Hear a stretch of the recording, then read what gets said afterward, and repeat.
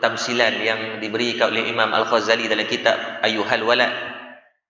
Teknologi ni macam pisau, saat digunakan tikam orang buat benda tak betul, maka akan dapat dosa. Tetapi saat dimanfaatkan dia dengan buat perkara yang berfaedah, maka dia akan menjadi pemberat kepada amalan kita. Dan tak lupa pada tuan-tuan muslimin muslimat rahmati Allah Subhanahu wa taala baik. Pertama dan selamanya kita panjatkan setinggi-tinggi kesyukuran kehadrat Allah Subhanahu wa taala atas taufik dan hidayah Allah memberikan ruang dan kesempatan untuk kita pada malam ni mengimarahkan masjid dalam keadaan yang penuh dengan ujian, yang penuh dengan mehnah dan tribulasi yang Allah datangkan. Dan hari ini kita merekodkan catatan COVID-19 kes yang tertinggi dalam sejarah Malaysia, 1,700 lebih hari ini. Na'udzubillah. Sebab bila disebut dengan norma baru, kita jadi norma baru jadi buat lebih kurang dah.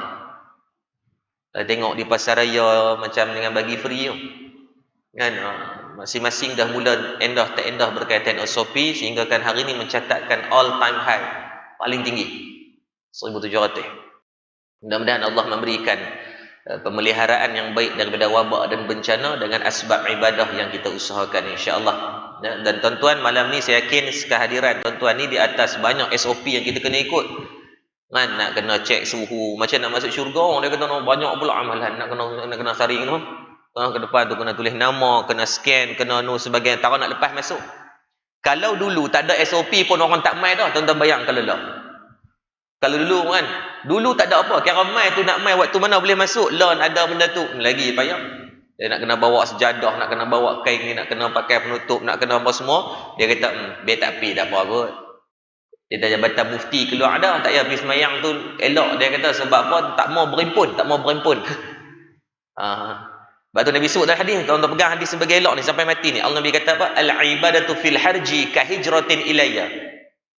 Barang siapa yang dia boleh beribadah di saat Allah datangkan banyak al-harji ni diteribut dengan al-khatlul salasan. Allah datangkan dengan zaman yang penuh dengan pergaduhan, pembunuhan atau ujian-ujian yang membuatkan orang mati. Ni banyak dah kematian. Banyak. 1 juta lebih dah kematian. 1 juta lebih dah kematian dengan sebab COVID-19 ni. Tapi ada orang boleh beribadah? Ada. Nabi kata kahijratin ilayya. Siapa yang mujahadah pada bab tu diberikan pahala seperti golongan muhajirin yang meninggalkan kota Mekah pergi ke Madinah nak selamatkan akidah. Maka hari ini nak selamatkan ibadah, ada orang yang boleh bermujahadah. Mudah-mudahan setiap langkah perjalanan tuan-tuan dan saya diberikan ganjaran pahala.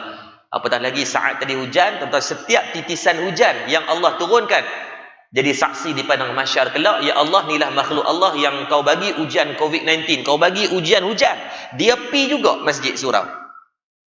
Mudah-mudahan jadi kebaikan insya-Allah. Muslimin muslimat rahmati Allah Subhanahu wa taala, satu tajuk yang baik yang diberikan oleh pihak masjid untuk kita berbincang pada malam ni. Mudah-mudahan Allah memberikan kebaikan pahala dan kebaikan kepada kita berkaitan wasiat Rasulullah. So comellah dengan bulan kelahiran Nabi sallallahu alaihi wasallam ni, dan kita pun bercakap tentang baginda Nabi sallallahu alaihi wasallam. Ada orang tanya macam mana nak mencintai Nabi sallallahu alaihi wasallam? Maka adat dan rukun yang pertama, syarat nak bercinta, kenal dulu. Anak kita balik di rumah, dia kata, abah, mak, cik nak menikah. Benda pertama kita nak tanya, nak menikah dengan siapa? Dia kata, cik nak menikah, kita kata, nak menikah dengan siapa? Anak kita kata, tak tahu lagi siapa dia. Bengong tu entah. Rukun dia, kena kenal dulu. Maka sama kalau kita kata nak cinta kepada Rasulullah, rukun yang paling awal is compulsory. Kewajipan kepada kita adalah mengenal susuk tubuh baginda Nabi sallallahu alaihi wasallam. Mengenal dulu apa yang Nabi sallallahu alaihi wasallam buat sehingga ke namanya tercatat sebagai di antara ulul azmi daripada kalangan para rasul dan nabi. 5 yang paling banyak diuji. Nabi Ibrahim, Nabi Nuh, Nabi Isa, Nabi Musa, Nabi sallallahu alaihi wasallam. Maka kena kenal dulu.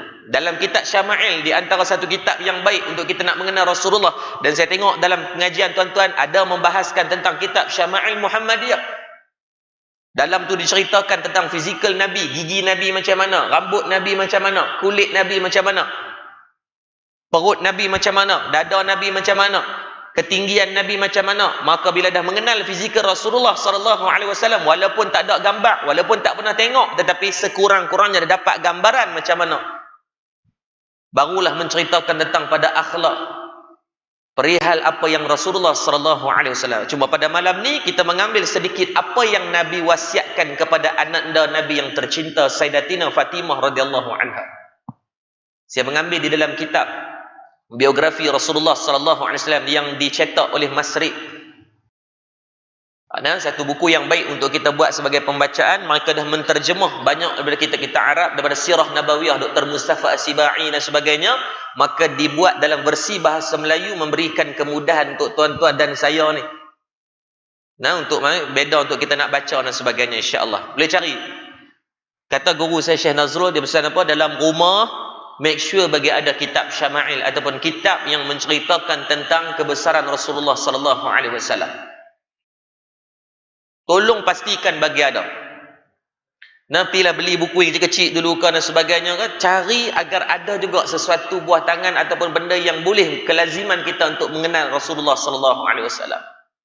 Tuan-tuan tahu tak? Satu kezaliman kepada mak ayah menjadi satu dosa kepada mak dan ayah. Saya bercakap atas kapasiti saya pun sebagai seorang ayah kepada 4 orang anak saya ni. Tuan-tuan, berdosa kepada mak dan ayah yang tidak membuatkan anak dia kenal kepada Rasulullah. Tuan-tuan, balik sekali lagi kita balik jumpa dengan anak-anak kita. Cuba tanya anak kita, tuan, dia kenal tak Nabi? Saya jumpa dengan anak muda. Saya waktu tahun akhir di Universiti Pertahanan, saya tulis berkaitan masalah remaja. Bila duduk dengan anak muda ni tuan-tuan, kita tanya dia apa tentang Rasulullah. Tuan-tuan, majoriti tak kenal siapa tu Rasulullah, melainkan dia kata, oh, nak Rasulullah tu Nabi. Nama penuh Nabi apa? Rasulullah. Tuan-tuan, kita dengar tu nampak macam lawak tuan, tapi tuan-tuan ni hakikat. Menangis tuan-tuan bila kita terfikir, Allah, saya buat program mukmin profesional untuk sekolah-sekolah kebangsaan menengah di Sungai Petani. Ada 4 sekolah yang kita jaga. 700 pelajar tuan-tuan, bila kita tanya tentang Rasulullah tak tahu juga. At least tuan-tuan ajak anak kita biar dia kenal Nabi ni, binnya siapa, tok wannya siapa, mak Nabi nama apa, ayah Nabi nama apa, Nabi lahir di mana, bila tarikh kelahiran Nabi, apa akhlak yang ada pada Nabi, apa sifat wajib yang ada pada Nabi, apa sifat mustahil yang pada Nabi. At least bagi tahu yang basic pun. Tapi kalau tak tahu tuan-tuan, kita semua ni berdosa ni. Sebab di antara rukun iman dia apa? Rukun iman kita sekali, beriman dengan para rasul. Dan Rasul yang menjadikan asbab Islam sampai kepada kita ni siapa dia? Rasulullah sallallahu alaihi wasallam. Sebab tu balik lagi sama-sama buat. Tanya anak kita. Takut anak kita ni tuan-tuan, Cristiano Ronaldo dia kenal, Khabib Nurmagomedov tu dia kenal tuan-tuan. Tak salah mereka kenal kepada manusia-manusia ni, tak berdosa pun, tetapi tuan-tuan, satu dosa saat mereka tidak mengenal Rasulullah sallallahu alaihi wasallam. Tanya Jennie Blackpink boleh kenal, boleh hafal lirik, tak salah mereka nak hafal aiskrim, tak aiskrim ke lagu apa, silakan. Tetapi pastikan anak saya dan anak tuan-tuan kenal Rasulullah. Ni nak ambil cuti sekolah lah ni, cari tengok. Boleh hantar ustaz-ustaz dengan Imam Muda Razi ke yang kita tengok mereka dekat dengan anak-anak muda, anjurkan camp cinta Nabi SAW. Buat 3 hari 2 malam full untuk cerita tentang Rasulullah. Modul-modul team building semua cerita tentang macam mana Nabi. Istar Nabi kan, ada makanan sebuah sebiji macam mana ajak untuk berkongsi. Nabi dapat kurma, Nabi bagi dekat sahabat-sahabat. Padahal kurma bukan besar mikrofon ni tuan-tuan, kurma halus, tetap Nabi ajar berkongsi. Ajarkan. Takut kita tengok hari ni, bangga kita sebagai mak ayah duk cerita ke orang, anak aku boleh ni, anak aku SPM 9A, anak aku dapat UPSR. Tak salah nak bangga tu, tetapi biarlah kebanggaan kita juga saat anak kita sebut nama Rasulullah, dia boleh cerita nasab Nabi ni siapa dia. Sebut Rasulullah, dia tahu apa sifat wajib pada Nabi. Sebut Rasulullah, dia tahu bila tarikh kelahiran Nabi. Sebut Rasulullah, dia tahu apa sifat terpuji Nabi buat. Sebut tentang Rasulullah, walaupun dia bukan ustaz, anak kita bukan sekolah agama, tapi biar dia mengenal Nabi SAW. Manusia akan mencintai benda yang dia selalu dengar. Maka kelaziman kita, kalaulah Mak Saleh mereka ada bedtime story, biarlah bedtime story kita bercinta tentang Rasulullah. Buat gilak dengan isteri. Saya buat gilak dengan isteri, tapi kita lah kecoh kerak kan. Kadang-kadang balik ke sebelah anak lena dah, so isteri ambil turn. Gantilah, kita buat iqrab. Kalau dia ganti, bayar denda RM10. So syok lah isteri. Dia kata abang balik lambat, tak apa. Iqrab tu maksud denda lah. Kan kita dah buat gila, hari ni abang, esok awak, esok sayang, lepas tu tolong, duk kerja dia je. Iqrab lah diri. Cuba buat. Nah, maka apa yang dipesan oleh Rasulullah sallallahu alaihi wasallam kepada Sayyidatina Fatimah radhiyallahu anha ada beberapa benda. Ada 10 wasiat yang disebut oleh baginda Nabi sallallahu alaihi wasallam kepada Sayyidatina Sayyidatina Fatimah radhiyallahu anha. Wasiat yang memberikan kepada anak anda Nabi yang tercinta yang berkahwin dengan Sayyidina Ali karamallahu wajhah, khalifah yang keempat. Antara sahabat yang terhampir dengan Nabi, 10 sahabat Nabi janjikan syurga. Bukan kaleng-kaleng ni, menantu Nabi pun. Dan Fatimah di antara daripada kalangan orang yang banyak meriwayatkan hadis. Kalau tuan-tuan buka hadis dalam kitab Syama'il Muhammadiyah, banyak hadis daripada Sayyidatina Fatimah radhiyallahu anha. Berpadananlah sebab dia tu anak Nabi. So dia membesar melihat akhlak Nabi. Nak kenal kita ni macam mana, tengok, tanya isteri, tanya anak-anak kita macam mana. Dia tahu. Depan orang kita boleh kontrol, cakap lembut, kan, tak apa nak marah, tapi dengan anak isteri biasanya kita akan nampak the real kita. Cengeng tak cengeng, beken tak beken, ganas tak ganas. Maka Sayyidatina Fatimah dan Sayyidatina Aisyah radhiyallahu anha di antara isteri dan juga anak Nabi ni, mereka banyak mengenal Nabi SAW. Dan daripada 7 orang anak Nabi, kan, anak Nabi kita ada 7 orang, 3 lelaki 4 perempuan. Qasim, Abdullah, Ibrahim, Fatimah, Zainab, Umi Kulsum, Siti Ruqayyah tu seorang je yang meninggal selepas Nabi wafat. Yang lain 6 semua meninggal ketika Nabi hidup. 6 daripada jalur anak Nabi lahir daripada Sayyidatina Siti Khadijah seorang saja. Sayyidina Ibrahim bin Abdullah lahir daripada Maryam Khibtiyah tu. Tapi meninggal pada ketika Nabi hidup. Umur dia 18 bulan, dalam tahun 8 ke 9 Hijrah dia meninggal. Dan dalam riwayat menyebut Nabi menangis. Sebab tu is okay untuk kita menangis bila anak meninggal. Sebab tidak ada satu benda yang lebih sakit kepada mak dan ayah melainkan saat kita melihat anak meninggal dulu. Kan? Tak ada benda yang lebih sakit pada tu dah, tuan-tuan. Bila tengok anak meninggal, hak tu habis meta sakit. Saya tengok ayah saya waktu almarhum Ustaz Murtada meninggal, tengok ayah saya. Kita nampak emosi dia tu. Kan? Saat dia bila dipegang nak mandikan almarhum, tengok dia pegang tangan, naik leher mata. Tapi dekat bahagian kepala, mungkin dulu ni lah kepala yang dia usap, tengok-tengok hak ni lah kepala yang meninggal dulu.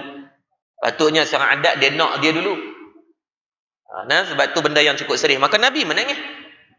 Bayangkan 7 orang, 6 anak Nabi meninggal. Maka selayaknya Nabi ni disebut dengan ulul azmi, orang diuji sungguh. Maka apa yang dipesan oleh Rasulullah sallallahu alaihi wasallam kepada Sayyidatina Fatimah radhiyallahu anha ini, yang pertama, baginda Nabi sallallahu alaihi wasallam, saya baca hadis dia panjang, saya ambil yang ni tulis dengan masa yang ni. Yang pertama, kata Rasulullah sallallahu alaihi wasallam kepada Fatimah radhiyallahu anha, ketika tu Fatimah ni dia buat tepung. Dia buat roti lah, bahasa roti dengan gandum kepada suami dia Sayyidina Ali karamallahu wajhah. Maka kata Rasulullah, ketika mana seorang wanita itu ataupun seorang isteri itu dia membanting tulang di dapur, buat tepung, gandum, kalau kita ni nasi dan sebagainya, buat lauk kepada suaminya, maka kata Nabi sallallahu alaihi wasallam, pasti Allah akan menetapkan kebaikannya daripada setiap biji gandum. Bila nak buat roti menggunakan gandum, adapun kita asasi kita adalah kepada nasi, maka kata Nabi sallallahu alaihi wasallam akan dititipkan pada setiap biji nasi ataupun gandum tadi sebagai yang disebut dengan faman ya'mal misqala dzarratin khairan yarah wa'mal ma syi'ta fa innaka majziyun bihi. Diberikan amalan catatan kebaikan pada setiap daripada apa yang kamu sediakan kepada keluarga kamu. Diberikan. Maklum masak nasi banyak mana? Masak satu bekas, 2 bekas. Masak 400 gram, 500 gram. Balik segi cuba kira sangat berapa. Itulah sebanyak mana manfaat yang sudah pasti terlalu banyak. Itu belum kira. Dia tak makan lagi, dah ada kira sebagai pahala. Lagi maklum jangan pula pergi balik. Dia kata, abang, start pada hari ni saya nak masak 10 kilo terus beras sehari. Jangan. Dan disebut apa? Dan meningkatkan, dan Yang pertama, diberikan amalan kebaikan daripada setiap titis ataupun setiap biji gandum dan beras. Dan yang kedua, Nabi kata apa? Akan dihapuskan, dikafarahkan dosa. Dah lah dapat pahala. Tukafiraha pula, dikafarahkan dosa daripada kebaikan dia meletihkan badan tadi, kata Rasulullah kepada Fatimah. Dan yang ketiga, dalam yang pertama ini kelebihannya meningkatkan darjat wanita tersebut. Itu yang pertama. Yang kedua, Nabi pesan apa? Wasiat kepada Fatimah radhiyallahu anha. Nabi kata, wahai Fatimah, wanita yang berpeluh ataupun berpenat-penat ketika dia mengisar tepung ataupun dia bersusah payah ni duk goi nasi tu, nak boleh beras tu, nak boleh basuh. Dan dia kata apa tadi? Untuk suami dan anak-anak nescaya Allah menjadikan dirinya dengan neraka itu 7 tabir pemisah. Jauhnya, jadi 7 tabir pemisah yang menjadi penghalang di antara seorang isteri yang berpenat lelah dia untuk menyiapkan makanan kepada suami dan anak-anak. Sebab apa? Sebab itu bukan tanggungjawab isteri kalau nak ikut. Masak ni tugas suami untuk memastikan keluarga tu makan. Tetapi dia tolong ambil untuk selesaikan, maka diberikan ganjaran pahala. Habis dia kata, ustaz, kami yang laki ni duk kerja tak dapat pahala. Dapat pahala sama juga. Setiap saat ibu ayah-ayah ni keluar bekerja, setiap kilometer perjalanan diberikan ganjaran pahala. Kita kerja di bayan lepas, setiap pagi duduklah sangkut dan jam. Setiap saat jam tu dapat pahala. Lepas ni biar jam lagi, sebab lagi lama tuan-tuan jam, lagi banyak pahala. Waste pagi-pagi, kok mana jam? Tak lagi jalan tu. Setiap saat tu dapat pahala. Oh, hang ni awak gigih pikuk jam sangat, hang dapat pahala. Tu tak kira waktu kerja lagi. Kerja tu dapat lagi pahala. Allah. Sebab apa diceritakan tentang bab tu? Sebab pernah satu hari Fatimah radhiyallahu anha mengadu kepada Rasulullah sallallahu alaihi wasallam. Ada hadis daripada riwayat Imam Muslim. Tadi saya cari-cari ada jumpa hadis tu berkaitan Fatimah radhiyallahu anha ni, dia pernah mengadu kepada, ketika dia nak cari Rasulullah, dia berbincang dengan Sayyidina Ali, dia kata boleh tak nak cari pembantu. Mak penat sangat ni. Kan, uli tepung dan sebagainya, nak siapkan makanan, maka dia mengeluh. Maka biasalah manusia penat kan, cari isteri kita jaga anak-anak, penat tuan-tuan. Betul kata nak tahu suami ni hebat tak hebat, try jaga anak ni kan. Kita suami jaga anak, kalau saya lah, saya ibu-ibu yang ayah-ayah lain saya tak tahulah, tapi biasa saya baca tengok sama lebih kurang. Kalau jaga anak, anak jaga, kita nak suruh dia tidur balik. Kawan baru jaga, dia tepuk balik, tidur. Dia tak mau tidur, kita buat apa? Boh dalam raga motor, keluar rendah. Oh, payah kita nak boleh jaga sehari, 2 hari. Sebab tu siapa yang boleh jaga 3-4 hari tu kira kemas tu kan. Boleh tak kat Muzium Pulau Pinang tu. Sebab kita memang dibuat kajian dah. Orang perempuan dia sabar kat situ. Orang lelaki mungkin kita kurang di situ sebab Allah menjadikan kekuatan kita pada bab mencari rezeki, mencukupkan nafkah dalam rumah tangga. Karena bukan bererti, oh betul Ustaz kami lepas tak payah jaga anak. Siapa jaga dapat pahala lebih. Itu tanggungjawab kita. Wa ahlikum itu wajib dijaga, disebut dalam Al-Quran. Itulah tanggungjawab dan amanah. Setiap saat anak melakukan dosa, maka setiap saat juga kita mendapat dosa. Itu Allah sebut dalam surah Tahrim. Ya ayyuhallazina amanu qu anfusakum wa ahlikum nara. Itu tanggungjawab. Maka Sayyidatina Fatimah pergi cari Rasulullah ketika dah berbincang dengan Sayyidina Ali, maka Sayyidina Ali mengizinkan cuma dengan syarat pergi jumpa dengan ayahanda mereka dulu. Jumpa dengan Rasulullah dulu. Nak buat apa pun pergi tanya dulu, minta. Walaupun dia dah izinkan secara teknikalnya tak apalah, bolehlah sebab suami dah izinkan. Tetap Sayyidina Ali karamallahu wajhah mengihtiram dan memuliakan Rasulullah, minta wahai Fatimah, ada baiknya pergi rujuk dulu Rasulullah. Maka dia pun pergi cari Rasulullah. Ketika sampai di rumah, Rasulullah tak ada, yang ada adalah mak dia. Mak tiri dia. Ini Sayyidatina Aisyah radhiyallahu anha. Maka Fatimah pun cerita kepada Aisyah, maka nantinya kata nanti bila ayah balik, tolonglah cerita. Rasulullah balik dia cerita. Kan Aisyah pun cerita, dipendekkan, maka hadis ni ada dalam Sahih Imam Muslim. Tuan-tuan boleh buka dalam kitab As-Sahih yang disyarah oleh Imam Nawawi, detail cerita tu. Saya bagi nombor hadis lah, kok tuan-tuan balik nak cari. Berkaitan macam mana ketika dia balik, maka dalam kitab As-Sahih ni cerita apa? Bila dalam keadaan bila balik tadi, maka Aisyah pun cerita pada Rasulullah, cepat-cepat Rasulullah pergi jumpa dengan Fatimah. Kata, wahai Fatimah dan Saidina Ali, maukah aku memberikan satu amalan yang lebih baik daripada pembantu yang kamu berkehendak? Maksudnya dia pun nak cari pembantu ni, nak cari khadam ni, nak cari orang gaji ni. Ke Nabi pi, ni amalan yang ambil untuk ibu-ibu dan ayah-ayah semua. Kita ambil sebagai amalan.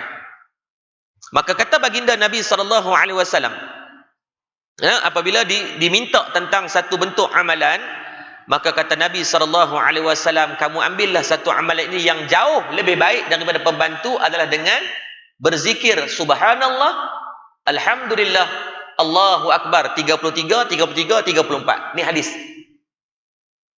riwayat Imam Muslim, hadis sahih. Maka nescaya Allah akan memberikan ganjaran pahala dan keringanan dari tugasan harian lebih daripada kamu menempat pembantu. Amalan ni kita dah buat dah lepas semayang kan. Sebab tu kalau boleh lepas semayang, zikir tu lazimkan. Para ulama kita bukan saja atok, mereka duk kata tu bid'ah, ambil zikir pun bid'ah. Orang nyanyi lagu Blackpink lepas semayang baru tahu. Kan? Kali Tok Imam hari ni kita tak ada duk zikir, dia berkata bid'ah sangat. So jom kita buh lagu Linkin Park ke, Emissus ke. Lah zikir tu Nabi ajak. Cuma disusun lepas semayang sebab apa? Tenang sikit dah waktu tu.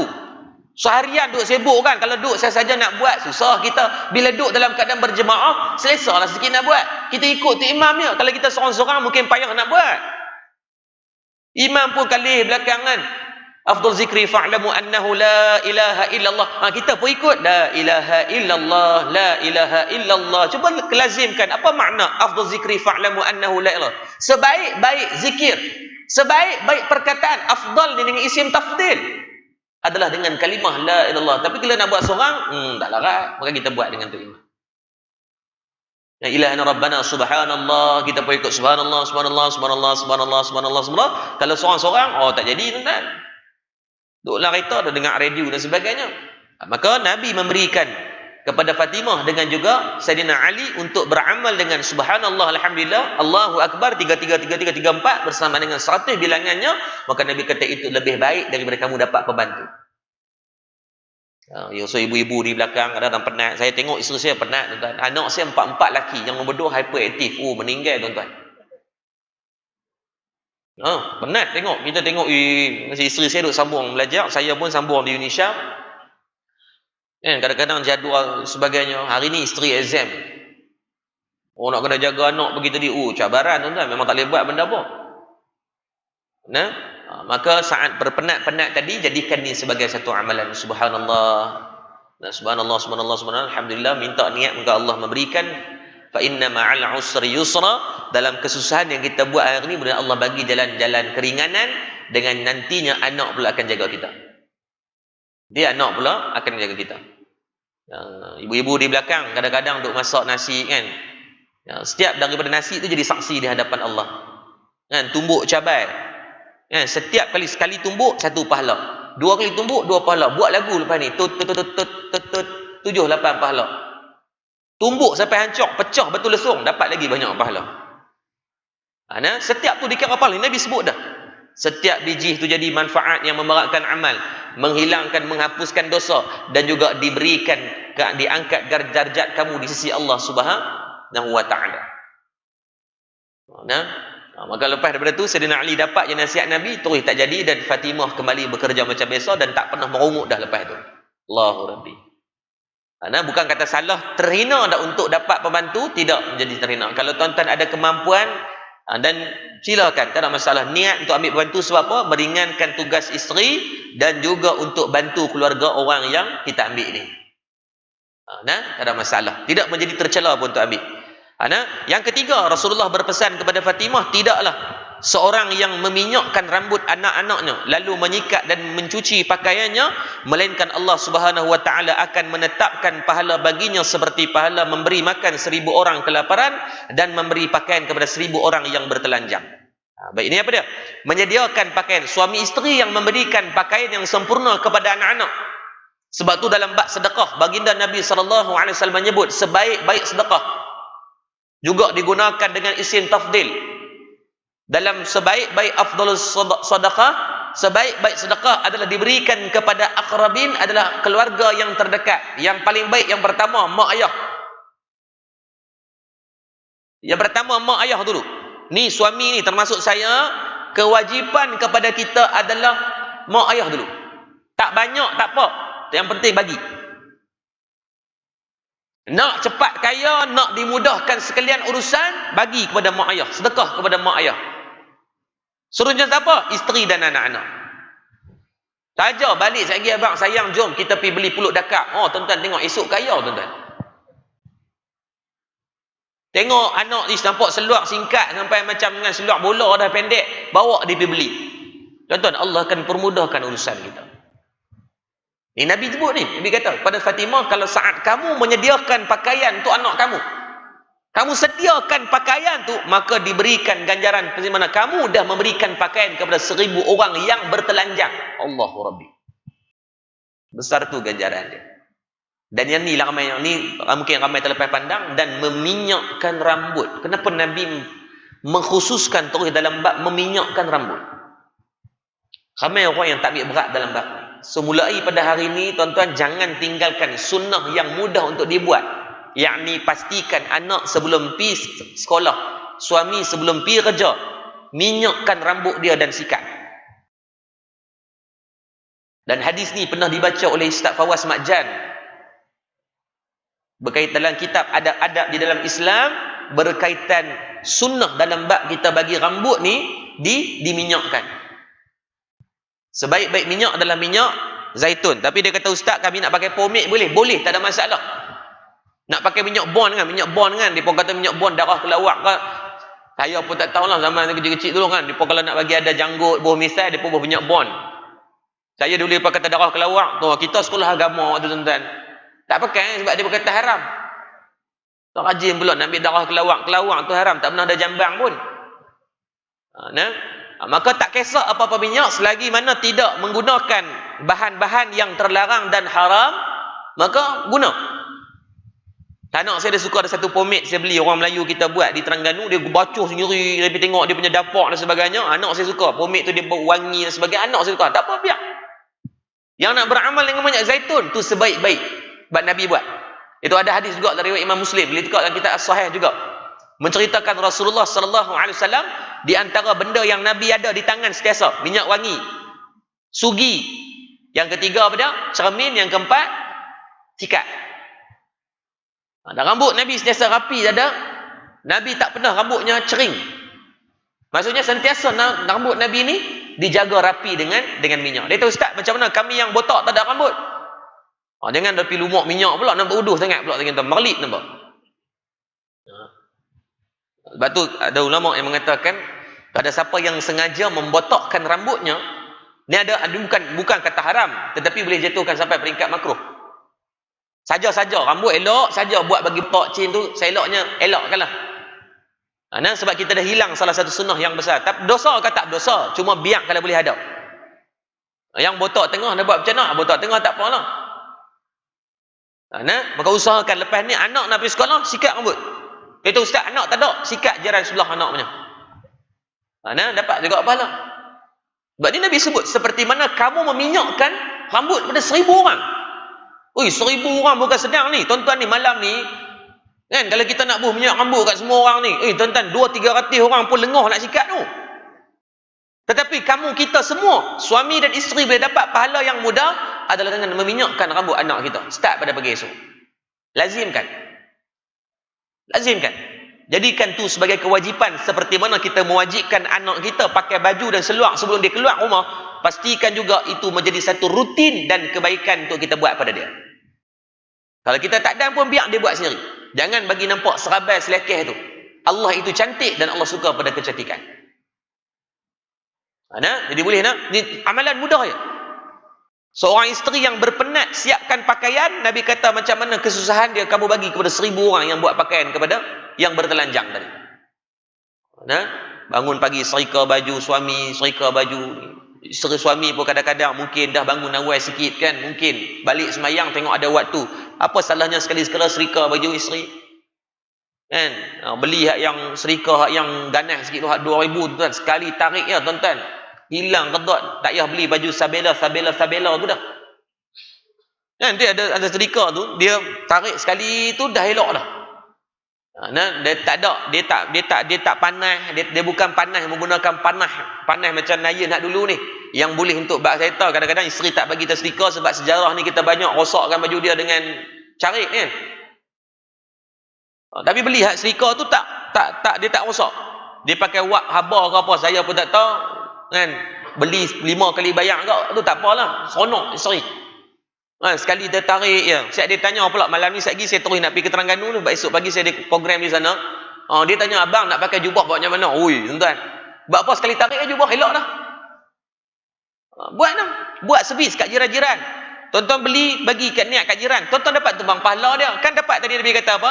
Dia buat untuk keluarga dia macam 1000 orang. Nabi kata dalam hadis yang lain, barang siapa yang menunjukkan satu kebaikan dan ajak orang buat kebaikan, memudahkan orang buat kebaikan, dia akan dapat pahala macam mana kawan tu buat. Balik daripada duk membawang, saya kata nak dah baju anak-anak lelaki yang main serika kat rumah gua kan, lah 5 minit dia main serika sambil-sambil duk sembang je. Allah bil elektrik berapa kupang sangat di serika tu, bukan 4 jam setengah buka dobi tuan-tuan. Tetapi bila anak dia memakaikan baju dengan asbab kita memudahkan cara tadi, tuan-tuan dapat anak tuan-tuan dah 1000 dah. 1000 orang yang tuan-tuan bagi pakai. Anak dia, tuan-tuan dapat lagi 1000. Anak bini pun, tuan-tuan dah ada madu ke seorang, lagi dapat banyak lagi. Tuan-tuan, ni Nabi wasiat ni. Minyakkan rambut. Ini ramai tak buat. Kita pun ada sekolah, kadang-kadang kita tengok budak main, jadi rimah bila tengok budak rambut jadi serabai. Jadi mulai pada hari ni kita nak ni jemaah daripada Khariah Masjid At-Taqwa Bertam, orang yang mengaji ni. Saya terus terang segan bila cikgu telefon, segan nak main. Saya tengok nama-nama ni semua tok guru belakang. Wah, terindu lama tak jumpa ayanda kita. Saya dulu duduk menyewa depan ni. Balik pada Mesir dulu ni tempat saya duduk. Kita main nak ziarah ayanda kita. Bukan sebab saya alim dah. Main nak tumpang berkat ni, kursi ni ramai. Ustaz Rosli, ayanda, yang untuk ayah kita dan sebagainya, mudah-mudahan dapat juga manfaat tu insya-Allah. Nah, jadi mulai pada saat ni jangan benarkan anak keluar ataupun diminyakkan rambut. Nah, sebaik-baik minyak zaitun. Tapi boleh tak nak pakai minyak lain? Boleh, minyak Bond ke, James Bond ke, pomade ke, apa ke, selagi mana ingredient dia ataupun bahan daripada yang tidak haramnya, maka dibenarkan, tidak menjadi masalah. Nah, pesan kat anak lah, balik lagi abang tarik. Nah, okey, ni rule baru abah nak bagi. Siapa keluar tak sikat rambut, tak buh rambut minyak rambut, maka tak ada duit sekolah. Biar jadikan itu sebagai undang-undang. Sebab kita apa pesan itu? Sebab kita nak dapat pahala tu. Dengan sebab pesanan mungkin kadang-kadang kita tak sempat, dia buat, maka kita dapat pahala. Ini dia nak buat rambut macam Ismail Zani, serabut tu kan, daya. Dia artis biar dia. Kita hak biasa ni ambil apa yang Nabi sallallahu alaihi wasallam sebut. Baik, yang ke 4. Rasulullah berpesan kepada Fatimah radhiyallahu anha, tiadalah wanita yang tidak memberikan bantuan kepada jirannya melainkan Allah akan menghalang daripada minum telaga Kausar pada hari akhir kiamat kelak. So Nabi kata siapa yang tak membantu jirannya, maka Allah akan menghalang dia. Makna bantu ni banyak. Wa iza stansahaka fansah lahu, dalam hadis Nabi kata, di antara hak sesama Islam yang Islam Muslim yang perlu ditunaikan, wa iza stansahaka fansah lahu. yakni membantu orang ataupun saudara kamu, maka di antara saudara yang dekat dengan kita adalah jiran kita. Sebab tu dalam hadis sahih Imam Bukhari menyebut ada berkaitan, Nabi kata apa? Fitnatur rajul fi ahlihi malihi jarihi. Perbuatan dosa kepada seseorang ini datang dengan beberapa jalan. Yang pertama, ahli keluarga kita. Yang kedua, malihi, harta benda. Yang ketiga, jarihi, jiran tetangga. Sebab tu menjadi satu pahala kepada kita sebelum beli rumah, tengok siapa jiran kita. Maksud merisik dulu. Nak pergi beli rumah, tengok jiran kita macam nak tanya, Assalamualaikum, bang, sihat ke bang? Abang nak tanya rumah kau ni macam mana? Jiran kau ni okey ke? Tanya jiran tu. Oh, dia pun kata keluar, hak tu tak boleh pakai, yang belah nu tak boleh pakai, nu tak boleh pakai, dia seorang boleh pakai, confirm dia tak boleh pakai. Ramai tak? Kita cari rumah kita tu tak? Kita buat tak? Kena risik tu.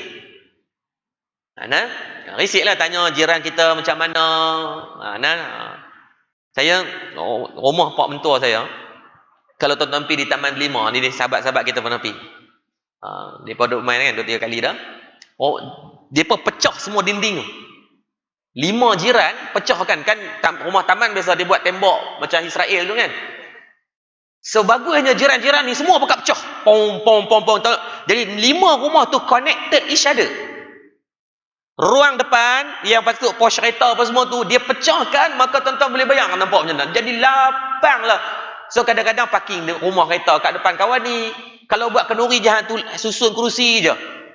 Sonok makmur dah jadi. Kadang-kadang masak tuan-tuan pergi hantar. Jadi sebab bila tak ada pagar, automatik dia connecting tu jadi dekat. Petang-petang ni kadang nak lincah buah, nak semua duduk kat depan tu lah. Sonok kita tengok tu kata beli jiran, bukan beli rumah. Sama dengan jiran saya sebelah ni tuan, saya menyewa di Taman Sejati Indah. Jiran tu bagus tuan-tuan. Depa pencen, hari-hari hantar makan tu bagus tu. Saya dengan bini duduk ngaji, duduk kalut raja. Dia hari-hari, ustaz tak balik lagi ke? Kami duduk tunggu ustaz ni nak makan. Dia tuan. Baru ni saya tak sedar di belakang rumah tu pokok pisang besar dah. Dia tolong pergi ambil. Dia tanya pula, ustaz nak makan apa dengan pisang ni? Dia dah tolong ambil, nak tolong masak pula. Allah. Saya pujuk tuan rumah boleh jual rumah tu kat saya. Saya bukan ni kisah pasal rumah tu rumah kecil biasanya. Tapi tu mahal kat jiran tu. Mahal tu jiran saya tu tuan, kalau boleh tak kat pasar tu mahal tu. Value rumah mungkin 180,000. Value jiran mungkin 200,000. Saya pujuk banyak kali. 4 kali tanyalah tuan rumah. Dia kata tak mau jual ustaz, nak bagi kat anak-anak. Kalau dia ada anak perempuan lagi menikah dengan anak dia, tak apa dapat rumah tu. Betul tuan, jiran Nabi ajar.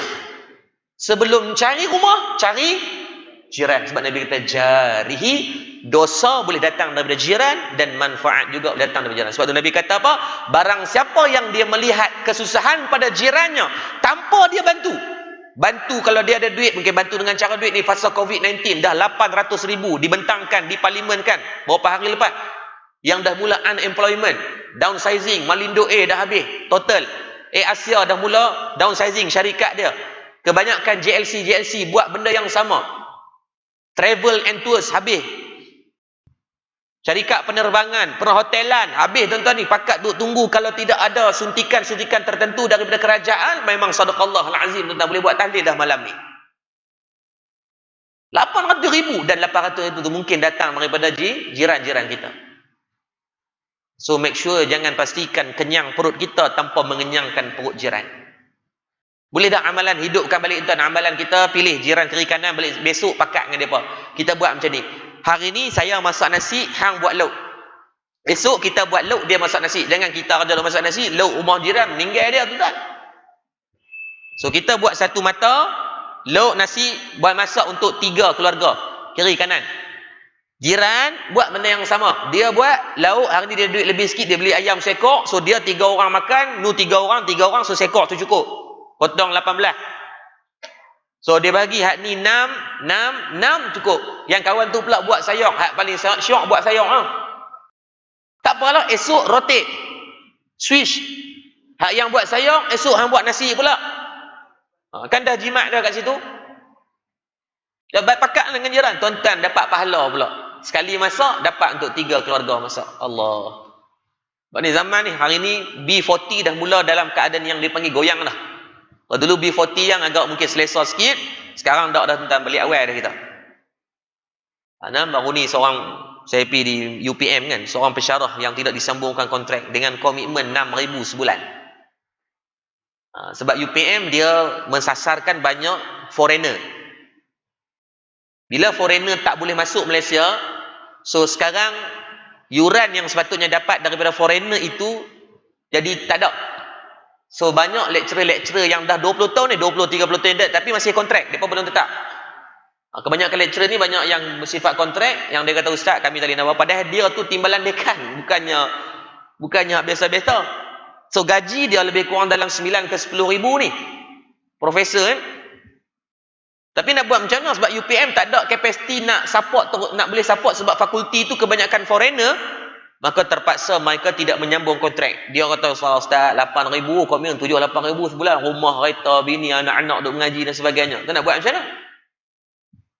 Dia nak marah COVID-19 pun tak boleh buat apa, dia pun makhluk Allah yang Allah datangkan bersebab. Maka jangan mengenyangkan perut tanpa kita pastikan jiran kita juga ada makanan bagi dia. Kalau kita mampu dari segi duit, kalau mampu dengan tenaga, bantu dengan apa jua bentuk benda, dia pastikan bantu jiran, Nabi kata. Sebab kalau kamu menidakkan hak jiran kamu, maka dihalang kelak daripada minum air daripada telaga kau Kausar. Wah. Baik, laju sikit. Boleh 10 minit lagi boleh cikgu? 10 minit no? Boleh hentam. Dan kita habiskan juga. Sebab tak tahu pula bila nak main, dah kita ambil 5 6 dulu kan, nanti kita talk lain insya-Allah. Yang kelima, kata Rasulullah sallallahu alaihi wasallam kepada Sayyidatina Fatimah radhiyallahu anha, wahai Fatimah, yang lebih utama dari segala keutamaan di atas adalah keredaan suami terhadap isteri. Maksudnya pada seorang isteri itu yang paling utama, yang paling tinggi, yang tertinggi selepas Allah dan Rasul adalah redha suami dalam setiap perbuatan yang kamu lakukan. Andai suami kamu tidak redha kepadamu, maka aku tidak akan mendoakan kepada kamu. Wal itu zuriat Nabi. Sedangkan yang dipesan itu adalah anak yang dibinkan pada nama Rasulullah. Tetapi tetap kata Nabi kepada Fatimah radhiyallahu anha, kalaulah kamu tak dapat redha Sayyidina Ali karamallahu wajhah, suami kamu, maka aku sebagai ayah pun tak doa kepada hang. Beringkat tu nak abang kata Nabi sangat tense on that thing lah. Sangat partikular dalam benda tu. Bukan main-main. Nah, ketahuilah wahai Fatimah, kemarahan suamimu adalah kemurkaan Allah. Nah, selagi mana dia tidak menyuruh kepada benda yang mungkar, maka ada orang tahu ustaz, tak adil lah cik kami ya dengar cakap suami. Tuan-tuan, Allah jadikan comel dah. Kitaran dia, seorang isteri wajib taat kepada seorang suami, keutamaan. Tetapi anak, ayah ke mak?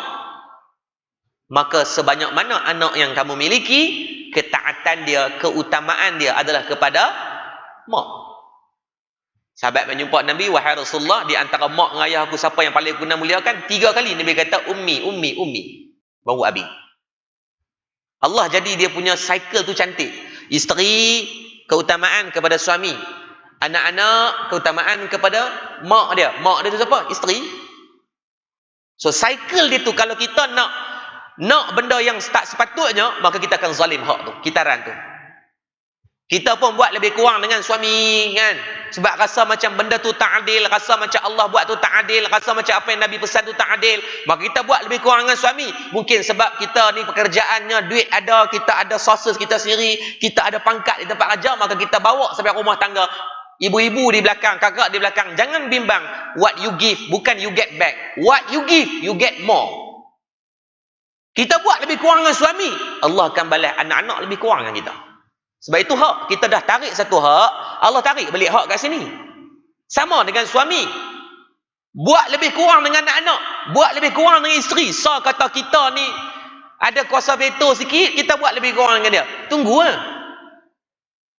Anak kita membesar, suatu hari dia akan buat apa yang kita buat. Tuan-tuan tak boleh tipu. Anak belajar 70% belajar daripada akhlak kita, 30 ke 20% jadi akhlak orang luar ni, cikgu, kawan dan sebagainya. Sebab 6-7 tahun mana anak kita pergi sekolah lagi, dia duduk dengan kita pun depan dia kerja duduk main Facebook, duduk Instagram, anak tengok.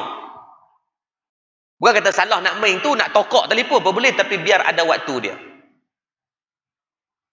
Nah, sebab tu disebut kepada Fatimah, maka redha suami melebihi keutamaan yang paling tinggi. Saya pesan untuk sahabat-sahabat banyak, mungkin kadang-kadang ni zaman niaga online kan, buat isteri, kalau kamu ni minta izin suami, minta izin suami bagi elok, minta redha dia. Bukan nak minta modal. Biasanya kalau suami ni kalau berniaga dengan isteri, kita tak untung kan, bagi modal tu semua hak dia ya. Untung hak dia, rugi kita tanggung, tak apa, tapi redha pada dia. Itu isteri-isteri kalau yang mungkin ramai kawan-kawan kita duk tonton online ni kan, yang mungkin duk berniaga, dia kata ustaz saya buat teknik ni macam-macam dah, melentang kat bawah, buat banner apa semua segala, habis muka buat dah, muka itik, jebon semua, tapi orang tak beli juga. Balik back to basic, minta redha suami. Malam ni nak tidur, pegang tangan dia, abang redha tak sayang berniaga? Tanya dia elok, abang kalau abang tak redha kenapa? Orang dia kata awak lepas berniaga ni awak sibuk siang malam duk pegang telefon. Abang ada, abang saya pegang telefon sebab saya jawab WhatsApp orang tu, sport rim kat luar, PS5 tu beli kat abang daripada duit untung ni kan, abang nak Vespa tu saya beli Vespa tu dengan duit ni terang elok. suami ni bukan nak marah semua benda. Kita ni tak ada masa nak marah pun kadang-kadang. Kadang-kadang mungkin tak faham. So isteri terang lah. Sayang terlibat dengan ni, abang sayang nak keluar meeting Ustaz, tapi meeting ni tak ada nak tepuk aku, nak melawak lebih kurang, pi ni atas dasar kerja saja. Apa terang bagi elok. Sebab suami ni dia ada ego dia. Kan kajian dia buat, bila isteri yang dapat pendapatan lebih daripada suami, biasanya rumah tangga selalu ada masalah. Sebab dia rasa macam kalau tak ada hang pun aku okey. Tu hati-hati. Kadang-kadang Allah mungkin memberikan ujian kepada kita dengan cara yang macam tu. Hati-hati pada seorang isteri yang bila meniaga jadi, jangan menidakkan hak kepada suami kamu, hatta suami kamu tak bekerja pun. Dia tak bekerja, dia jawab dengan Allah sebab dia dah menidakkan hak nafkah isteri dia. Tetapi tetap kewajipan untuk dia taat kepada suami. Sama macam mak ayah kita. Mak ayah kita kan, yang dia tak bagi nafkah kepada kita dan sebagainya, dia akan ada tanggungjawab dia dengan Allah. Tidak menghalalkan kita untuk kita berlaku zalim kepada hak mak ayah kita. Duk buat cakap lebih kurang, mak duk cakap banyak apa, mak haram tak pernah bagi makan kat saya, jangan duk buat lebih kurang gitu. Dia tetap dia dengan Allah. Hatta Nabi pesan kepada siapa ni? Mus'ab bin Umair, sahabat Nabi yang syahid dalam medan Uhud ni, ketika mana dia memilih untuk masuk Islam, mak dia tarik semua harta. Tetap Nabi pesan kepada dia, hormati mak kamu walaupun bukan Islam. Ke suami, isteri, mak, ayah sama ya. So zalim mana pun dia menidakkan hak dia dengan Allah, kita dengan dia kena jaga. Selagi mana tidak bercanggah dengan syarak. Lepas tu siapa yang meniaga online ke, meniaga apa pun, seorang isteri minta pada suami bagi elok. Buat surat. Lepas tu saya untuk beberapa syarikat, contoh macam Jamu Tun Teja kan, Jamu Tun Teja di Perda ni, alhamdulillah ada syarikat yang baiklah anak Melayu kita. Untuk 2-3 bulan ni depa buat sale 3-4 juta, alhamdulillah. Zakat depa dah 30-40 ribu, kita tolong urus, cantiklah, seronok. Bila orang Melayu Islam kita boleh kaya macam tu. Benda yang kami buat adalah kita buat surat. Setiap daripada ejen atau dipanggil ambassador, duta-duta yang terlibat untuk buat jualan, apa yang kita buat adalah buat surat kepada suami. Minta izin secara official. Assalamualaikum, isteri tuan terlibat dengan penipuan sekian-sekian. Harapkan tuan dia buat dia panggil clarity. Verify bagi elok. So suami kata, oh ingatkan duk mengadap telefon saja, dak dia meniaga elok dan sebagainya. Ni adalah pengesahan daripada panel syariah depa, daripada CEO dia sebagainya. Ada, maka sama juga kepada semua peniaga-peniaga online, make sure buat benda tu. Officialkan agar tak menjadi salah faham. Yang keenam, kata Rasulullah sallallahu alaihi wasallam, wahai Fatimah, apabila wanita mengandung, maka malaikat memohonkan keampunan baginya dan Allah menetapkan baginya setiap hari 1000 kebaikan. 9 bulan 10 hari itu 9 kali 3 bersamaan dengan 270 hari, tampak dengan 10 280 hari seorang wanita mengandungkan bayi dalam kandungan ni. Nabi kata apa? Setiap hari diberikan 1000 kebaikan dan diampunkan 1000 kejahatan. Mengandung tu.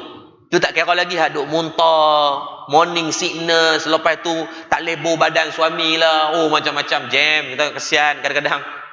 Kawan saya tuan-tuan 9 bulan setiap kali bini dia mengandung, dia kena tidur asing. Apa hukum dia pula?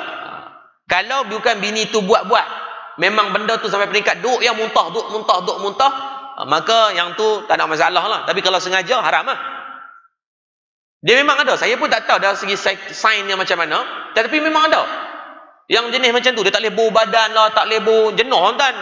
Dah lah laki dia. Kalau laki sebelah tak boleh bau, tak apa.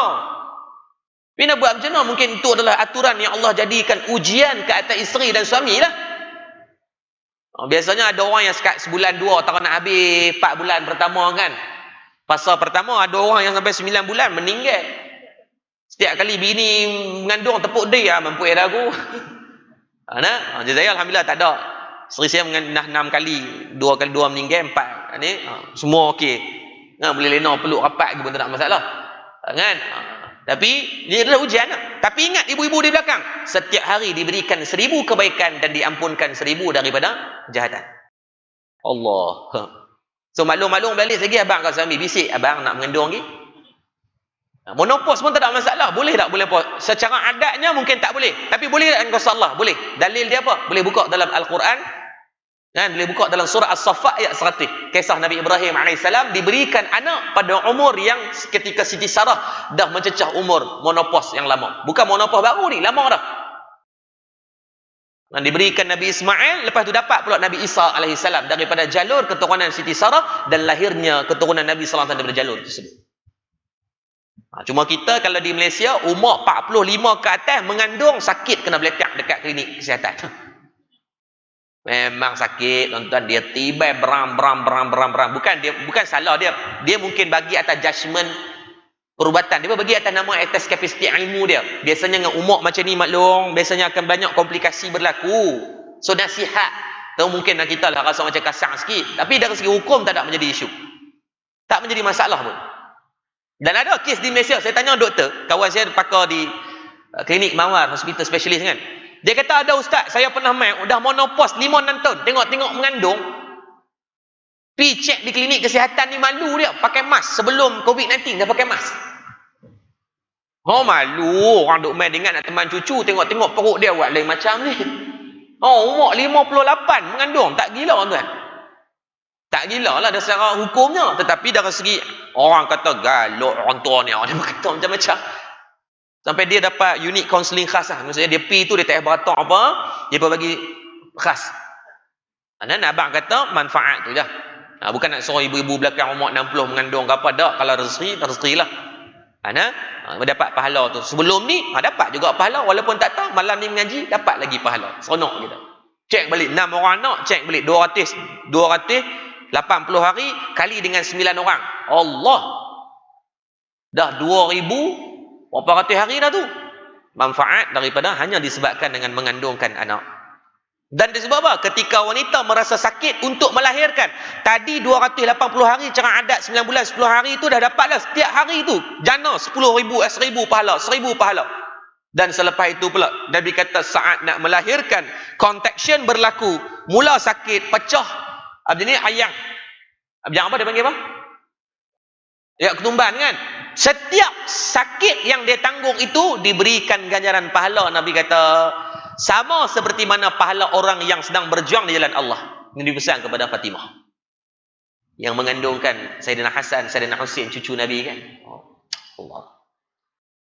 Setiap saat ibu-ibu di belakang tu, ya Allah, kadang-kadang 4 jam, 5 jam, buka 4 inci, tunggu pula, buka kadang-kadang masuk asak, kadang-kadang sampai ke subuh tak bersalin lagi. Dalam misi dulu yang bersalin pun ada. Amal tuan-tuan, kita tengok Allah. Lepas tu diajarkan kepada kita suami bila ni buat semayang hajat, baca banyak istighfar. Bila isteri nak ni buat ayak dia panggil ayak selusuh ke apa dia panggil kan, ayak selusuh kan. Ayak selusuh tu bukan buat dengan mambang merah, mambang kuning ke apa, baca dengan zikir, selawat, aturan yang ulama kita ajak juga.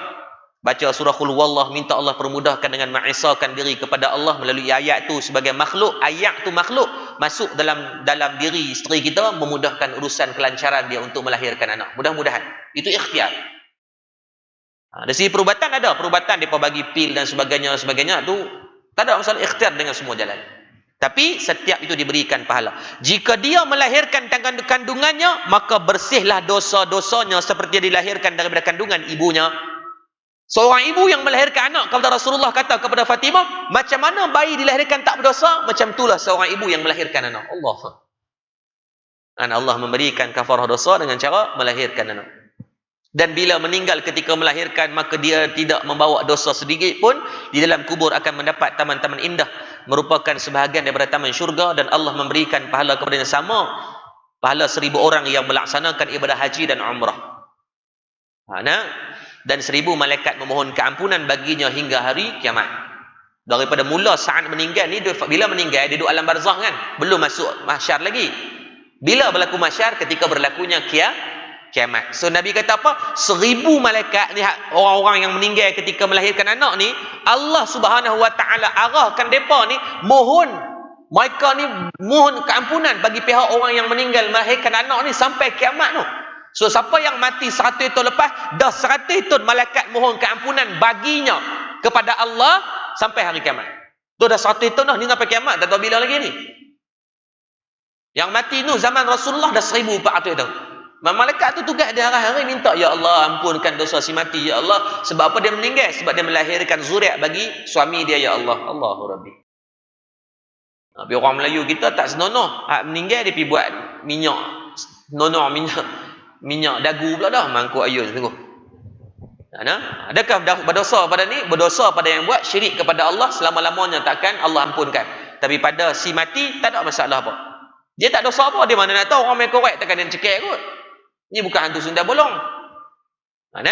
Maka pada ni Nabi pesan kepada isteri, pada kita sebagai suami, pujuk isteri. Abang dia sayang, dia pegang perut tu, kata sayang. Dalam mengandung ni baby ni setiap hari saya dapat baik. Abang belum tentu lagi ni. Sayang dah dapat dah, confirm kebaikan. Celek mata 1000 kebaikan. Diampunkan juga 1000 dah segi maksiatan. Yang ketujuh, Fatimah. Tidaklah seorang wanita yang melayani suaminya selama sehari semalam dengan rasa senang dan ikhlas, melainkan Allah mengampunkan dosa-dosanya serta memakaikan pakaian padanya hari kiamat, merupakan pakaian yang serba hijau, dan menetapkan baginya setiap rambut pada tubuhnya 1000 kebaikan. Sebanyak mana rambut yang ada pada tubuh seorang wanita itu, rambut ini juga para ulama menyebut bukan hanya rambut di atas kepala, termasuk pada bulu-bulu pada badan juga disebut sebagai rambut. Walaupun bulu-bulu kecil, cuma dia tak berkembang. Bayangkan bulu tangan keluar macam rambut, meninggal tuan-tuan. Ini juga dikira sebagai rambut lah. Di tangan kita, di kaki kita dan sebagainya itu adalah bulu-bulu ataupun rambut-rambut yang tidak dia panjang. Allah jadi cantik dah. Bayangkan kalau kening panjang macam rambut, Allah huduh tuan-tuan. Kita ni menampak jam tu. Kan? Orang perempuan tengok tangan berserak ni, bulu sampai 2 jengkal setengah di tangan. Tuan-tuan, balik awal kita.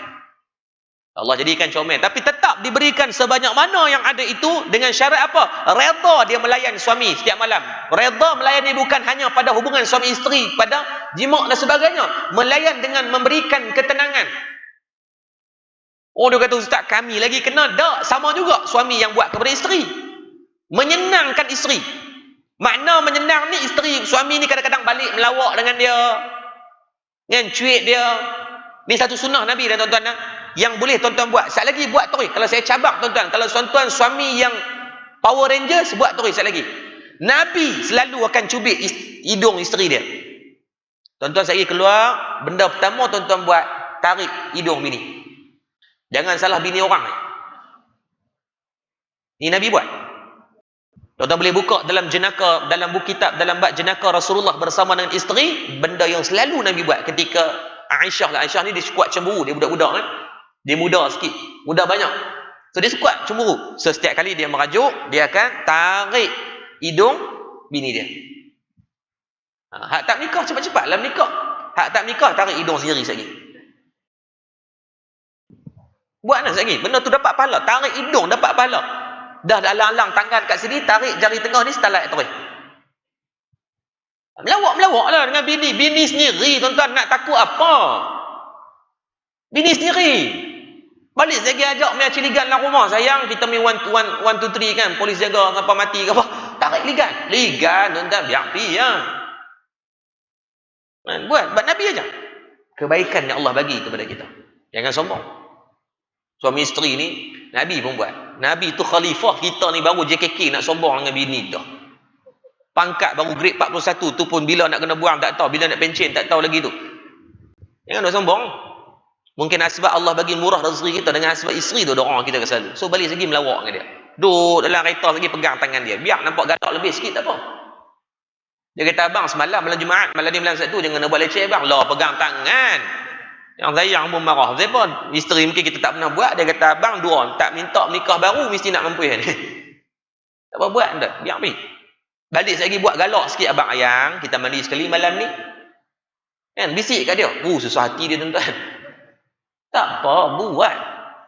Kita ustaz tak apa, muda lagi tuan. Muda tak muda tuan kita buat. Sebab Rasulullah pada umur Nabi, Aisyah riwayatkan berkaitan Nabi SAW sentiasa akan mandi dengan isteri-isterinya. Hatta pada umur Nabi dah mencecah 60-an, Nabi mandi lagi dengan isteri-isteri. Hatta ketika mana isterinya dalam uzur syar'i pun Nabi tak mengasingkan mereka. Nabi mandi. Kata Aisyah, Nabi akan menyelatkan tangan di antara rambut-rambut, merungkaikan rambut-rambut ni, memuliakan isterinya. Dari riwayat itu bukan daripada Aisyah je, ada isteri-isteri Nabi yang lain pun sebut benda yang sama. Maksudnya adakah Nabi pilih? Tak, Nabi buat kepada semua. Kita baru bini seorang tu ya, kadang-kadang kita dah berlagak rasa macam mandi tu benda yang memalukan. Memalukan kalau tuan-tuan buat live Facebook. Mandi dia buat live Facebook, tu malu lah. Kalau dengan bini kita nak malu pun, pandai waktu menikah tu londeh habis semua, tak ada malu pula. Tiba-tiba lah nak mandi malu, sedangkan tu ada ibadah. Sebanyak mana rambut yang Allah bagi, sebanyak mana pada tubuh itu diberikan ganjaran pahala. Dengan apa? Suami menyenangkan isteri, isteri menyenangkan suami. Makna senang bukan hanya pada ketika bersama atau bersetubuh, makna senang ini pada hakikat kehidupan harian. Cakap telefon sayang sihat ke, saja telefon nak ucap I love you, okey, jaga diri elok, assalamualaikum, dah. Cukup. Menyenangkan. Dan dalam riwayat menyebut ketika Nabi balik mendapat wahyu yang pertama, dalam keadaan terketak badan ni, apa yang Sayyidatina Siti Khadijah buat? Selimutkan badan, menyenangkan Nabi. Tak tanya banyak, abang pindah, abang elok, abang kena digang ngalung mana, tak ada, dia menyenangkan. Bagi relax, breakdown turun, relax, tenang, baru tanya. Nah, yang ke-8 kata Rasulullah, 2 lagi. Tidaklah wanita yang tersenyum di hadapan suami melainkan Allah memandangnya dengan pandangan penuh kasih sayang. Ini disebut juga termasuk dah suami. Soalnya balik lagi senyum, terisi kan. Senyum macam dengan waktu dapat gaji 24 hari bulan. Balik tengok abang sihat ke abang, nah abang yang minum yang biar lepas ni biar macam suami dapat gaji hari-hari. Kita pun sama. Balik tadi usik dia. Kita ni mungkin kalau kita suami ni banyak kita menyenangkan isteri dengan kita usik dia kan. Tak apa usik lah. Usik bagi dia seronok. Dia merajuk sikit. Tak apa, biasa rumah tangga. Rasulullah sallallahu alaihi wasallam sentiasa akan memberikan pandangan walaupun Nabi berhadapan dengan macam-macam masalah. Pentadbiran negara, peperangan, tetapi Nabi balik di rumah seolah-olah Nabi ni orang tak kenal dia sebagai seorang pemimpin dah. Tak kenal sebab balik tu tiba-tiba jadi macam seorang suami yang sangat penyayang dan sebagainya. Tak ada. Duduk kat pentadbiran cengir sebagainya dalam medan perang ni macam singa orang tengok Nabi. Tapi balik rumah tuan-tuan, Allah penyayangnya Nabi. Boleh bayanglah duduk sesaja dari riwayat sebut apa Nabi pegang tangan isteri dia duduk sesaja ni.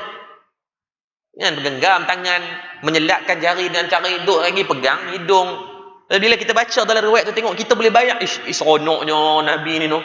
Sambil saja tu dapat pahala. Maka seorang isteri yang memberikan senyuman dan dikira pahala yang banyak, diberikan pandangan kasih sayang oleh Allah Subhanahu Wa Taala. Yang ke-9, wahai Fatimah, tidaklah wanita yang membentangkan alas tidur untuk suami dengan rasa senang hati, melainkan para malaikat yang memanggilnya dari langit menyeru wanita itu agar menyaksikan pahala amalnya dan Allah mengampunkan dosa-dosanya yang telah lalu dan akan datang. Fi mustaqbal, yang mendatang, fil madhi, yang sebelum. Mana hampalkan tempat tidur ni sebab tu menjadi sunnah untuk kita dalam nak tempat tidur, make sure sunnah nak adalah kita ketuk, kita kibar. Ini ada hadis. Karena kalau bukan pada seorang isteri pun suami buat. Kan maksudnya tempat tidur kalau yang belum kahwin ni pun tak apalah, praktis siap-siap. Nak tidur tu kadang-kadang kita bujang ni tuan-tuan buat tak tahu ya. Isnin Khamis Jumaat Sabtu macam mana kita baru macam tu kita tidur, jangan dah ubah. Walaupun kita penyegan, saya cakap ni penyegan tuan. Saya waktu dalam ATMA, Akademi Tentera Malaysia, sebab kami kena standby bag sedia. Katil tu kena sentiasa rapi. Saya juga selalu kena tuan. Bagi kita jangan elok tuan. Bangun kadang-kadang bangun tu kira duk buat kerja lain dulu mesti kena. Satgi bunyi rokol tengok-tengok katil kita selera. Kawan-kawan banyak cover. Walaupun tu balik bila berumah tangga kadang-kadang lupa juga. So tanggungjawab tu kena buat. Yang bujang pun kena amalkan dah siap-siap. Nak tidur ambil kain tu buat. Sebab apa? Dia sebut, para ulama kata sebab takut kok ada binatang berbisa dan sebagainya. Buang. Tepuk bagi elok, buang. Mungkin ada habuk-habuk yang kotor dan sebagainya, kotoran. Maka Nabi kata barang mana pasangan atau isteri, suami yang buat benda ni, diberikan pandangan kasih sayang Allah Subhanahu Wa Taala dan diampunkan dosa. Sediakan tempat tidur pun dapat pahala. Jenuh tidur laki bini lepas ni. Ni pahala ni. Sebab kita mungkin sebelum ni benda ni nampak simple kan, kita tak buat. So pada malam ni kita sama-sama boleh tak? Bukan sebab saya pandai, saya cuma baca, sama-sama kita amalkan. Bila sebut ni kadang-kadang kita tak buat pun benda tu kan. Sedangkan Allah kata, Nabi kata apa? Allah nak ampunkan dosa fil madhi, yang sebelum ni banyak ni dosa, kata ke orang, tengok benda tak elok, telinga dengar cakapan tak baik. Allah nak ampunkan hanya dengan membentangkan tempat tidur dalam keadaan penuh ikhlas dan seronok. Bukan nak merajuk, bukan nak masam com kan, nak beli Dyson yang baru, tengok suami tak mau beli, dia com, tak apalah. Com macam mana pun, hampak bagi elok. Kita pun, kita nak ni sekali-sekali isteri tak bagi, nak pergi mengai, bini tak bagi. Dia kata hujan-hujan nak pergi mengai, menetang apa? Pergi market sudah. Kita kata awak tak faham pasal perasaan saya kalau duduk kat peluk tu saya tenang dan sebagainya, dia tak bagi gerak. Kita pun beban merajuk, hampak bagi nak bagi elok, tak ada masalah. Cukup pergaduhan di situ, bukan dibawa sampai peringkat untuk kita nak tidur sekali. Marah bergaduh tu biasa, kita bukan malaikat, kita manusia, ada emosi, kita ada perasaan marah, kita ada perasaan sebagainya, tapi jangan berpanjang-panjangan. Sebab tidur dalam keadaan bimbang dilaknat oleh Allah dan Rasul, laknat oleh malaikat dalam keadaan tidak ada redha di antara suami isteri. Jadikan budaya tuan. Saya sendiri pun masih usaha duk buat. Saya bukan kat 10 tahun perkahwinan ni, setiap kali nak tidur merajuk, marah, bergaduh macam mana pun mesti cium dahi untuk apa? Minta maaf. Saya minta maaf dulu. Tidak menjadi hina kepada seorang suami yang minta maaf kepada isteri. Tidak tercela. Tak menjatuhkan marah saya dengan tuan-tuan pun. Bila kita buat dulu, segi dia pun marah macam mana pun dia. Nah, bang tu lah. Tak apalah, meletak sikit kita buh headset je, selesai. Settle lah. Abang tu lah, orang tu abang dah. Okey. Kan? Selesai. Cuba amalkan. Sebelum tidur, marah macam mana pun, salam. Ataupun cium di. Cium di ni tempat yang baik untuk kita cium. Sebab Allah jadikan ubur-ubur ni tempat yang baik untuk berdoa. Nabi pernah buat kepada apa? Sayyidina Anas bin Malik. Nabi buat di bahagian ubur-ubur. Tempat lembut yang dekat untuk masuk ke dalam hati dia. Cuba buat. Sebelum tidur, kalau hari tak ada masalah apa, lagi elok. Hari ada masalah, jadikan kewajipan. Kalau boleh setiap malam. So bila bergaduh, dia jadi rutin. Walaupun bergaduh pun nak kena salam juga, maka biar jadi sebelum tidur. Dan yang terakhir kata Nabi SAW kepada Fatimah, wahai Fatimah, tidaklah wanita yang meminyakkan kepala suaminya dan menyikatnya, meminyakkan rambut dan memotong misainya serta memotong kukunya, melainkan Allah Subhanahu wa taala memberi minuman yang didatangkan daripada sungai-sungai syurga. Allah memudahkan sakaratul maut. Ni siapa yang nak husnul khatimah, daripada husnul khatimah dengan sakaratul maut yang diringankan, maka isteri lepas ni nak tolong minyakkan rambut suami. Suami sekali-sekala ni payah nak buat, minyakkan rambut isteri. Dia nak tidur tu kata, sayang malam ni nak sikat rambut sayang sikit. Nak tengok ada kutu ke apa patai kepala kan, boh sikat. Sebab Nabi kata apa? Diberikan kemudahan dalam sakaratul maut kita. Allahu Rabbi. Sebab apa diberikan kemudahan sakaratul maut? Sebab you dapat redha suami, you dapat redha isteri dengan hanya meminyakkan dan sikat rambut. Bila sikat rambut tu menyenangkan tak kalau pasangan kita buat? Senang. Rasa ya seronok, rasa macam bling-bling, rasa macam bunga turun kan, bintang-bintang. Biar pi orang tua-tua apa, bukan bini orang, bukan bini sebelah kita, kok bini jiran kata awak masih sikat rambut awak, memang nak kena jack tengah belakang lah. Bini kita. Baik sikit buat nah. Sayang tolong serikah ni, serikah pula dah. Nah, tolong sikat rambut, dapat pahala. Dan diberikan keringanan dalam bab sakaratul maut ni, waktu nak meninggal tu dipermudahkan. Serta kuburnya menjadi sebahagian daripada taman syurga, Raudatul Jannah. Potong kuku, jadikan rutin. Setiap minggu kita potong kuku dia potong kuku kita. Misai ni kadang-kadang misai ni sampai Allah Rabbi tak nampak dah mulut ke hidung. Tenggelam dengan hutan misai tu. Buat bagi elok. Tak salah belah misai, tapi biarlah dalam keadaan sampai menjadi mudarat pula. Tolong buat. Kalau pandai gunting rambut, tolong gunting rambut kat dia. Tengok rambut dia tak apa nak lain, kita potong mana kita kerti betul abang dia pergi kedai. Dapat pahala. Dan diberikan daripada seksa neraka serta melintasi sitian sirat dengan selamat. Ni janji Nabi. Boleh rujuk di dalam kitab Sirah Nabawiyah dan juga buku biografi Nabi SAW dicetak daripada masjid dalam bahasa Melayu tu. Jadi 10 wasiat ni mudah-mudahan Allah memberikan kebaikan untuk kita sama-sama beramal. Bukanlah saya yang bercakap orang yang baik, tetapi sama-sama kita menambah kebaikan di atas kecintaan kita kepada Nabi SAW. Dan kebaikan untuk kita sama-sama nak cinta kita kepada Rasulullah, mengambil pesanan Nabi SAW untuk kita masuk ke dalam rumah tangga. Mudah-mudahan Allah memberikan kurniaan dengan tiru apa yang Nabi buat, mahabbah, sakinah, mawaddah dalam rumah tangga kita. Mudah-mudahan rasa tenang, rasa kasih, rasa rindu saat kita duduk di luar, rasa nak balik cepat-cepat. Bila duduk dalam rumah tak rasa nak keluar. Mudah-mudahan kita diberikan kekuatan seperti itu, diberikan kebaikan dalam rumah tangga kita. Isteri menyenangkan suami, suami menyenangkan isteri, anak-anak memberikan kesejukan pada pandangan mata kita, sejuk perut isteri yang melahirkan, dan juga pandangan anak-anak baik pada melihat kita sebagai mak ayah yang walaupun ada kekurangan tetapi mudah-mudahan lebih banyak kebaikan insya-Allah. Jadi saya ucapkan terima kasih banyak kepada pihak Masjid At-Taqwa Bertam atas kesudian untuk menjemput pada malam ni. Mudah-mudahan Allah memberikan kebaikan dan kesatuan hati kepada jemaah ataupun AJK Masjid At-Taqwa Bertam. dan seperti mana nama itu at-taqwa, mudah-mudahan Allah memberikan juga ketakwaan kepada semua hati-hati, bekalan yang paling baik yang melebihi harta, yang beli semua benda. Dan kita doakan juga khusus kepada umat Islam dan juga rakyat di Malaysia dan juga di dunia yang diuji dengan fasa wave yang ketiga dalam COVID-19, yang hari ini adalah rekod tertinggi 1,700 orang. So masing-masing pakat jagalah. Kalau tak ada keperluan untuk keluar, tak perlu keluar. Kalau tak perlu nak beli, guna. Kalau nak makan, guna food panda ke apa, carilah panda nu ke panda ni ke apa, tuan-tuan usahakan insya-Allah. Jadi sekarang dulu yang baik daripada Allah, atas kelemahan kita ilmu, billahi taufik.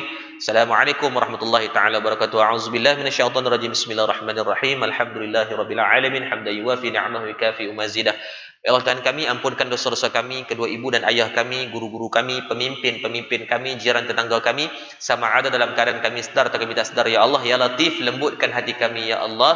Hati kami keras dengan dosa dan maksiat yang telah kami lakukan, Ya Allah. Ya Allah, kami sedar tangan yang kami tadah pada malam ini, tangan yang banyak buat dosa, yang banyak melakukan kemaksiatan, yang banyak buat kemungkaran, Ya Allah. Ya Allah, kalau kau tak ampunkan dosa-dosa kami takut kami akan diazab dengan azab yang pedih, Ya Allah. Ya Allah, kau memegang semua hati-hati kami, Ya Allah. Yang mana kau tahu mata kami banyak tengok benda haram, telinga kami mendengar perkataan yang haram, mulut kami bercakap benda haram, perut kami dimasukkan dengan makanan yang haram, Ya Allah. Tetapi kau masih memuliakan kami pada malam ni, kau bagilah ruang untuk kami datang ke masjid ni, Ya Allah, untuk melakukan ibadah kepada Allah, Ya Allah. Maka istiqamahkan hati-hati kami, Ya Allah, untuk terus melakukan ibadah dan kebaikan sampai kami mati, Ya Allah. Ya Allah, Ya Arhamar Rahim, kami mohon kepadamu, Ya Allah, agar saat kau memberikan kelapangan kepada kami pada malam ni, maka kau lapangkanlah hati-hati saudara, jiran-jiran, tetangga kami, untuk mereka juga hadir mengimarahkan masjid, Ya Allah, dan menghidupkan ibadah dalam rumah tangga mereka, Ya Allah. Dan Ya Allah, hari ini, Ya Allah, kau uji kami, Ya Allah, dengan kau memberikan ujian dan fasa yang tertinggi dari segi jangkitan COVID-19 sehingga 1,700 orang, Ya Allah. Ya Allah, kami sedar itu adalah khilaf dan kesalahan kami, Ya Allah.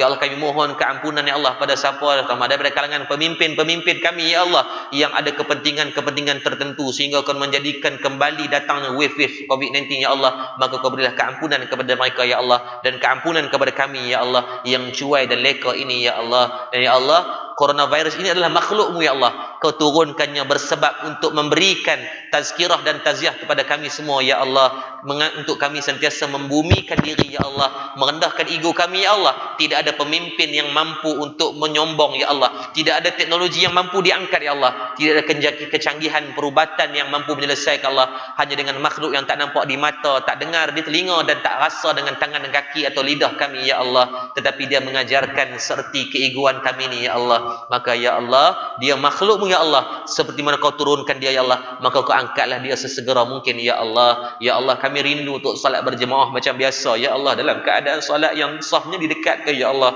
Kami rindu untuk kami salat berjemaah, Ya Allah. Kami rindu untuk kami panjang-panjang dalam majlis ilmu, Ya Allah. Kami rindu untuk kami bersalaman, berpelukan di antara satu sama lain, Ya Allah. Kami rindu untuk kami kehidupan yang biasa, Ya Allah. Maka Ya Allah, berilah keampunan dan kemudahan dalam kehidupan kami, Ya Allah. Pada kami yang sakit, kau sembuhkanlah penyakit-penyakit kami. Pada kami yang jahil, kurniakan kefahaman ilmu kepada kami. Pada kami yang masih makan harta yang haram, riba, rasuah, syubhah, yang masih meninggalkan salat, yang belum melakukan zakat, izinkan kami bertaubat kepadamu, Ya Allah. Berkatilah pertemuan kami, Ya Allah. Saat kami bertemu kau rahmati, maka saat kami berisah juga kau berkatilah kami, Ya Allah. Rabbana آتنا في الدنيا حسنة وفي الآخرة حسنة وقنا عذاب النار والحمد لله رب العالمين تقبل الله منكم منا ومنكم تقبل يا كريم